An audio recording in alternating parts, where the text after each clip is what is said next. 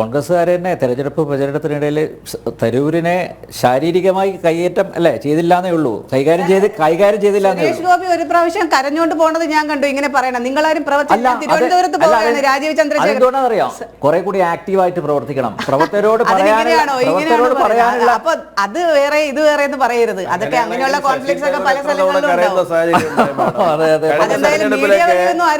നേതാക്കളുടെ പേരെടുത്ത്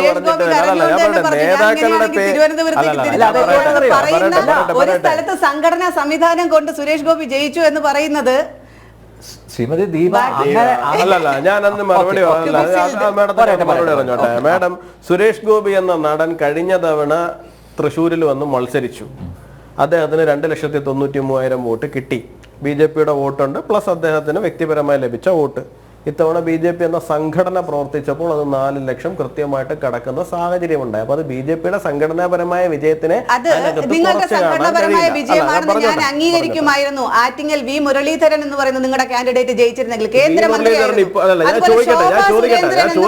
നിങ്ങളുടെ കേരളത്തിലെ സൂപ്പർ വുമൺ എന്ന് പറയുന്ന ശോഭാ സുരേന്ദ്രൻ ജയിച്ചിരുന്നെങ്കിൽ BJP എന്ന സംഘടനയ്ക്ക് കേരളത്തിൽ വേരോട്ടമുണ്ടെന്നും ആ സംഘടനാ സംവിധാനത്തിന്റെ ശക്തി കൊണ്ടാണ് അവർ ജയിച്ചെന്ന് പറയും. സുരേഷ് ഗോപിയും രാജീവ് ചന്ദ്രശേഖരൻ സ്കോർ ചെയ്യുന്നത് BJPയുടെ സംഘടനാ സംവിധാനം കൊണ്ട് that is some other facts are there. അല്ലല്ല, ഞാൻ വി മുരളീധരൻ ഇപ്പൊ എത്ര വോട്ടിനാണ് ട്രയൽ ചെയ്യുന്നത് നമ്മൾ പറയുവാണെങ്കിൽ നിങ്ങളുടെ ഇന്ത്യ മുന്നണിയുടെ മുന്നിൽ തകർത്ത് തരിപ്പണമായിരിക്കുകയാണ്. ഒരു കാര്യം, വി മുരളീധരൻ ഒന്നാം സ്ഥാനത്തുള്ള അടൂർ പ്രകാശിനേക്കാൾ 8,000 വോട്ടിന് അല്ലല്ല പറയട്ടെ മാഡം, ചുമ്മാ ഇരിക്കുന്നു. ഞാൻ സംസാരിക്കട്ടെ, നിങ്ങൾ സംസാരിക്കുമ്പോൾ ഞാൻ എന്റെ മുകളിൽ കയറി നിങ്ങൾ സംസാരിക്കുമ്പോൾ ഞാൻ സൈലന്റ് ആവുകയാണ്. ഞാൻ അങ്ങനെ സംസാരിക്കാറില്ല. കൗണ്ടർ ചെയ്യേണ്ടത് ഒരാൾ സംസാരിച്ച് കഴിഞ്ഞിട്ട് കൗണ്ടർ ചെയ്യുക, അല്ല ബഹളം വെക്കലല്ല കൗണ്ടർ. അല്ല, 8,000 വോട്ടിന് ട്രയൽ ചെയ്തപ്പോ എന്താണ് അത് സംഘടനാപരമായിട്ടുള്ള ഒരു കാര്യമായിട്ട് അംഗീകരിക്കുകയില്ല.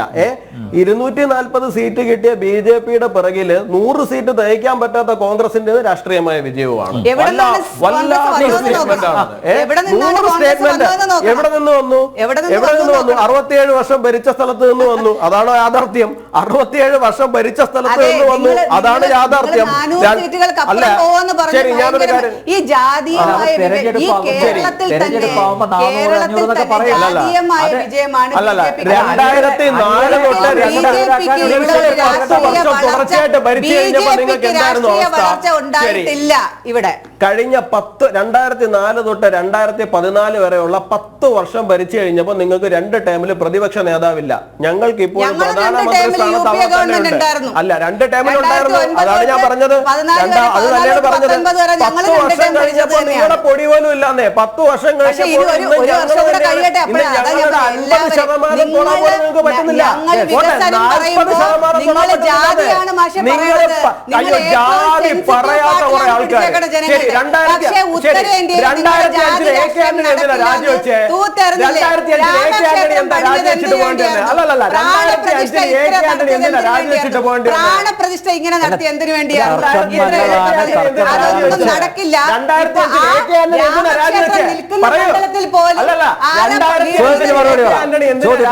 സാഹചര്യം ഉണ്ടായത്. ചോദിക്കുന്ന ഒരു ചോദ്യത്തിന് ഉത്തരം പറയില്ല എന്ന് വായിച്ചാണ്. 2005 എന്തുകൊണ്ടൊക്കെയാണ്? കാരണം ആന്റണി പറയേണ്ടി വന്നു കേരളത്തിലെ കോൺഗ്രസിന് ന്യൂനപക്ഷ വോട്ട് ബാങ്ക് പൊളിറ്റിക്സിന്റെ മുമ്പിൽ മുട്ടുമടക്കി നിൽക്കേണ്ടി വരുന്നുവെന്ന് ആന്റണിക്ക് പറയേണ്ടി വന്നപ്പോ അദ്ദേഹത്തിന് രാജിവെച്ച് പോകേണ്ടി വന്നു. അതുകൊണ്ട് ജാതി മത പൊളിറ്റിക്സ് നിങ്ങളാണ് കൊണ്ടുവന്നത്, ഞങ്ങൾ ആരുമല്ല. എത്രയോ MP-മാര് രാജിവെച്ച് ഇപ്പുറത്ത് വന്നില്ലേ? എത്രയോ പേര് നിങ്ങളുടെ അടുത്ത് നിന്ന് മാറിയിട്ടുണ്ട്. രാഷ്ട്രീയത്തിൽ അങ്ങനെ തന്നെയാണ്. ചോദിക്കുന്നതിന് ഉത്തരം പറയും മാഡം, അല്ലാണ്ട് ചക്ക എന്ന് പറയുമ്പോൾ കൊക്ക നല്ല ഉത്തരം പറയേണ്ടത്. നിങ്ങളല്ലേ ചക്ക എന്ന് പറയുമ്പോൾ കൊക്ക്? അല്ല, ഞാൻ ചക്ക എന്ന് പറയുമ്പോൾ നിങ്ങൾ കൊക്ക നല്ല ഉത്തരം പറയണ്ട. ഇപ്പൊ ചോദിക്കുന്നതിന് ഉത്തരം പറയൂ. ആന്റണി എന്തിനാ രാജിവെക്കേണ്ടി വന്നത്? മതപരമായിട്ടുള്ള പ്രീണന അദ്ദേഹത്തിന് സഹിക്കാൻ പറ്റാത്തതുകൊണ്ട് രാജിവെക്കേണ്ടി വന്നു. കോൺഗ്രസിന് മതപരമായിട്ടുള്ള വോട്ട് ബാങ്കിന്റെ മുമ്പിൽ ഒരു സീറ്റിലും ജയിക്കാനുള്ള വോട്ട് ബാങ്ക് കേരളത്തിൽ എവിടെയും ഇല്ല. ആറ്റിങ്ങൽ നിയമസഭാ മണ്ഡലത്തിലെ BJP ആണ് 1ാം സ്ഥാനത്ത്. ആറ്റിങ്ങൽ നിയമസഭാ മണ്ഡലത്തിൽ 6000 വോട്ടിന് BJP ആണ് ലീഡ് ചെയ്തിരിക്കുന്നത്.